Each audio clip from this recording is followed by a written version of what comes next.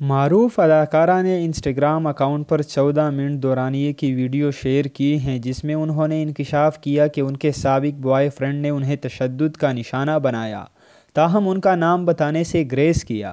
مزید آگے بڑھنے سے پہلے اگر آپ نے ہمارا چینل سبسکرائب نہیں کیا تو ضرور سبسکرائب کریں۔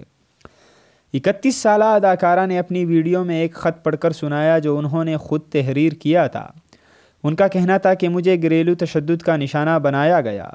اب مجھے سمجھ آتا ہے کہ کیسا محسوس ہوتا ہے جب کوئی بار بار آپ کو تھپڑ مارے، نوچے، مکے مارے، بالوں سے کھینچے اور گلا دبانے کی کوشش کرے۔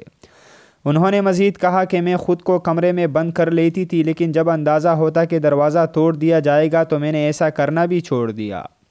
31 سالہ اداکارہ نے مزید کہا کہ لیکن یہ سب برداشت کرنے کے بعد بھی میں نے ڈرنے کے بجائے خود سے محبت کرنا سیکھا۔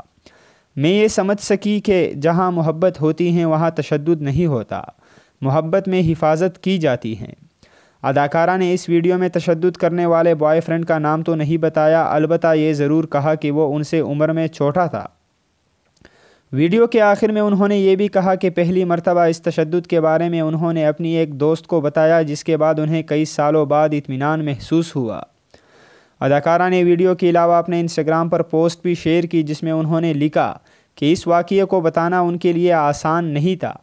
البتہ اداکارہ نے اپنی پوسٹ کے ساتھ ان خواتین کی مدد کے لیے ایک نمبر بھی شیئر کیا جو گھریلو تشدد کا شکار رہی۔